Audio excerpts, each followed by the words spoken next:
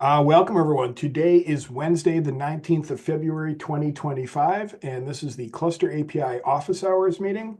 Cluster API is a sub-project of Kubernetes SIGs, and as such, we follow their meeting guidelines, which can essentially be boiled down to please treat others as you would expect to be treated, or explicitly so, please be kind to each other. And if you'd like to talk, please raise your hand and I will call on you. So at the beginning of our meetings, we like to give a little time for new attendees or new community members to introduce themselves. So I will be quiet for several seconds. And if that sounds like you, please unmute yourself or raise your hand or whichever you prefer and say hi to everybody.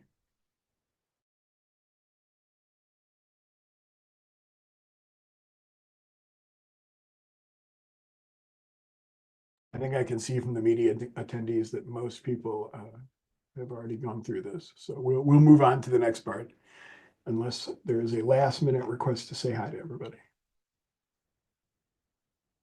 Okay, moving on. Open proposal readouts. I think we have a couple open proposals at the moment. Would anyone like to, or just the in-place updates?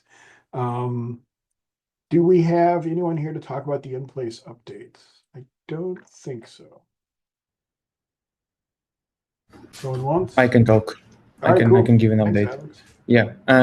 So yeah, we are still working through some changes, and we have a version which we are discussing internally within the feature group, but we haven't updated the PR yet, which we plan to do soon. So we will definitely leave a message in the KP Slack channel once we do it. Awesome. Great to hear. Thank you, Alex. And good to see you again.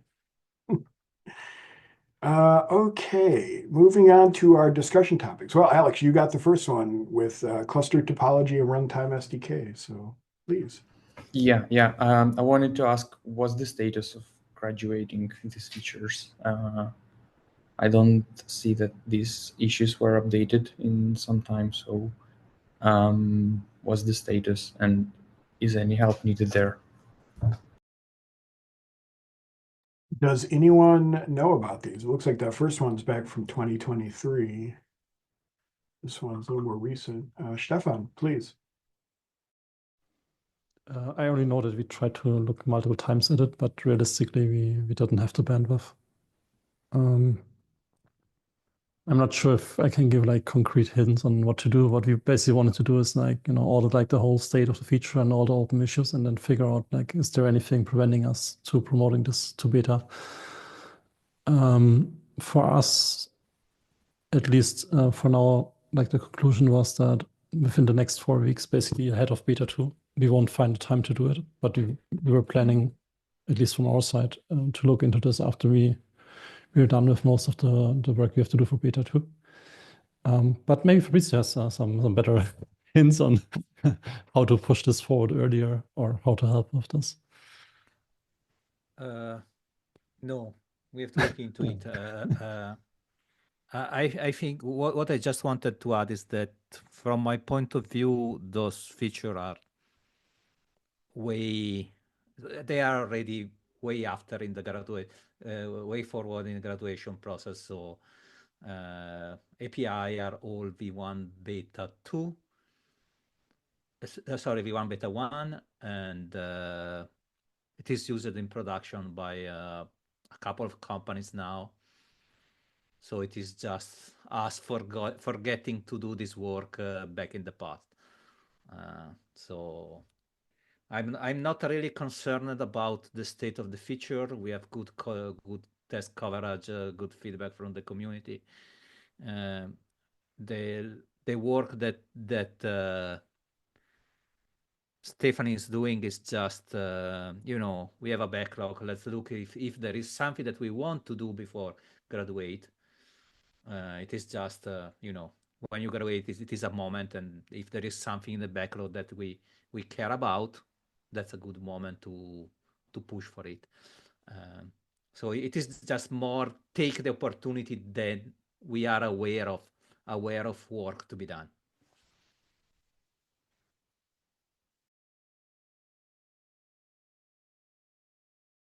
I will just add a comment. I think Fabrizio's done. Okay. Yeah, go ahead. I think for cluster topology, it's mostly that. I mean, we have to look at issues, etc. And if we don't find anything that we still think should block it, then that's it. For runtime SDK, it could be slightly more complicated because I think if we look at how those features are working, we basically have like runtime SDK is the sort of like base framework to doing runtime extensions in the sense of, in my mind, it includes the extension config CRD that contains stuff like this discovery, I don't know, extension discovery call, whatever the name was. It does not necessarily include stuff like the specific topology mutation hook or the specific lifecycle hooks. So I think we can graduate the runtime SDK as a base framework without necessarily also having to graduate like the other hooks. We can, but we don't have to. But I think what should be part of graduating runtime SDK is that the base runtime SDK framework does not rely on alpha API types. It just feels like a little bit wrong. So I think what I would do is once you make the step to graduate runtime SDK, basically, I guess from alpha to beta, from opt-in to you can opt out. We also have to move a bunch of those API types to beta 1, which of course then requires a bunch of work to actually do it. I think for cluster class, we probably don't have anything like that. I mean, there is an overlap of both, which is basically the generate patch extension stuff, but that's not necessarily part of the main cluster class feature, right? So currently it's like, if you have cluster class, you get, so if you have cluster topology enabled, you get the cluster class stuff. If you have runtime SDK enabled, you get like the runtime SDK stuff, and the runtime SDK feature gate also enables like all the runtime hooks. So maybe that's also something that we have to think about it. Once we graduate the runtime SDK feature to beta, what that means for all the hooks that have been implemented on top of that feature, which are today are the topology mutation ones, the lifecycle ones, but also, I guess, hopefully, the upcoming external upgrade ones. I think we probably should make a distinction between graduating the runtime SDK itself versus all the hooks that we are using. But I don't know if we necessarily need feature gates for the hooks, because they are mostly like, if you don't use them, they're not doing anything. But maybe that requires a bit of debate. Because I mean, our general pattern for regular API types was like, hey, let's not add like a feature gate for every new API type that we introduce. Let's get rid of those feature gates and only do it for like other stuff, because for the API types, basically the API version of the API types are already signaling this is like an alpha or beta feature. So maybe that's also how it would work out with the runtime SDK stuff, where basically we graduate a base runtime SDK feature, and then we eventually get rid of all of those feature gates. And then basically you can see based on the API version of your concrete runtime hook if that's still an alpha or a beta feature or something. I hope that made somewhat sense.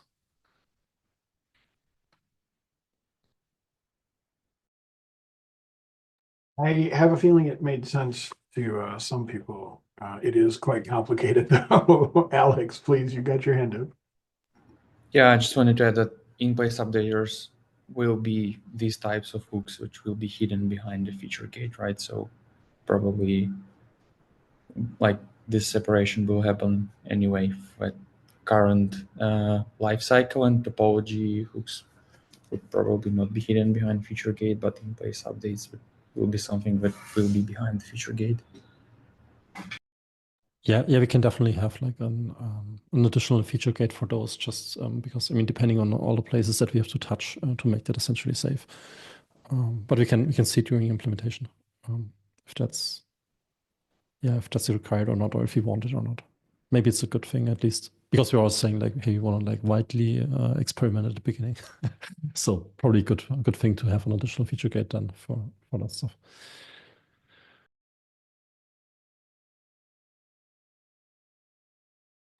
All right, good discussion there. I guess like Alex, do you have a sense about next steps? Like maybe follow up with Stefan and Fabrizio on Slack or something? Or does that help you, Alex?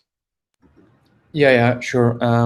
If there is anything that needs to be done to help with promoting this feature, then let me know. I will try to help. Cool. Yeah, thank you. And maybe I don't know if you already did, but maybe leave a comment on these on the PRs as well. If you want to get involved too, that's probably another good place to go. All right. So moving on to the next topic, Fabrizio, I see you've added a topic about the releases, so please. Okay, so yeah, yesterday we released 1.9.5 and 1.8.10. First of all, kudos to the release team. Maybe worth to point out one feature in 1.9.5, which is also main, which is support for using cluster class across namespaces. And add the first one, new feature, add class namespace topology. Yeah, first of all, congrats to Daniel, which drove this effort. This is a really interesting feature, and it is relevant in case you are using the same, for instance, you are a service provider, you offer a cluster class and many cluster and many cluster are using them from different namespace and provider. It allows you to save memory, and it makes all the operational stuff related to cluster cluster class easier to maintain. What I really liked of this effort is that yeah, we managed to solve a problem which was more complex than adding a simple field and adding coverage, test coverage, full end-to-end test coverage, and also updating cluster cattle to handle this new use case. So yeah, I really appreciated the effort of from Daniel to try to cover, to solve all the implication of a change, and not only, let me say, the tip of the iceberg. So kudos, great teamwork there. Going back to the release, so I have a question for folks doing the release, or maybe for someone else too. I know that there was a planned a migration from Kubernetes staging to Artifactory, and this last week we discussed if that this operation could after our release. As far as I don't know, there was no impact, but I'm not entirely sure if the migration happened at all. Do someone have some info? Oh, Matt first, then Christian. Oh, well, Christian probably knows more, but just from the point of view of having done the release, there weren't any problems. And the email said they were going to pull the trigger on the 15th, but that there was some ongoing stuff. So it looked to me like there may still be work to do, but they said they would reach out if that was the case. Go ahead, Christian.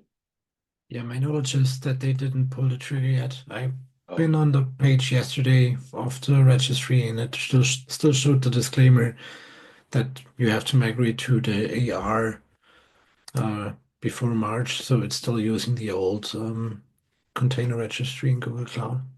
So that's the reason why nothing happened, and maybe nothing happens when they do, but yeah, we'll see. okay. Thank you.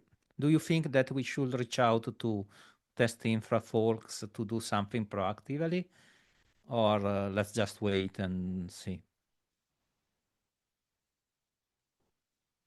I think we can wait and see.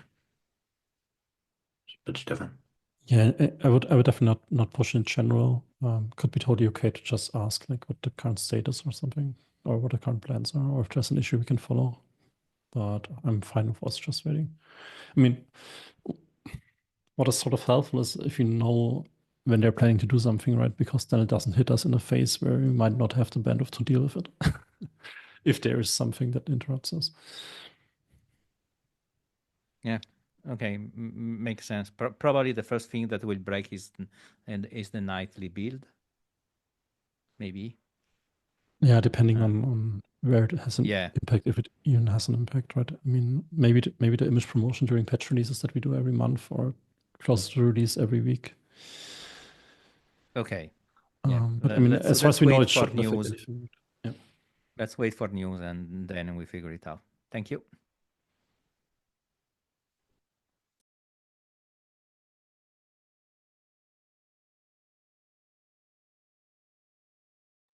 Okay, great. Any other questions or comments about that topic? And, you know, I'll echo Fabrizio's kudos. I think it's amazing having a release team like we do on this open source project. And I've seen many other open source projects, and like the release team here is very well organized, and it's definitely appreciated in the user community. So yeah, echo everything that Fabrizio said. Okay, well, if no one's got questions or comments, that brings us to the end of our regular agenda. We have no provider updates and just a couple feature group updates. In about 40 minutes, we will have the Carpenter feature group. I don't think there's anything on the agenda yet, so it might be a short meeting. So if you have questions or comments, put them on the agenda there. And then tomorrow, Tilo, do you want to announce the node bootstrapping? Yeah, as usual, our fortnightly will happen tomorrow at 5 p.m. We haven't found a new spot yet. And there's a link to the agenda and to iCal if you want to import it to your calendar right there in the agenda. Awesome. Thank you so much.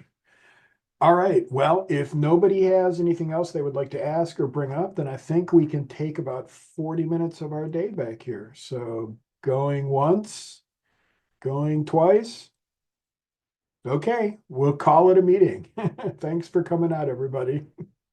We'll see you next time.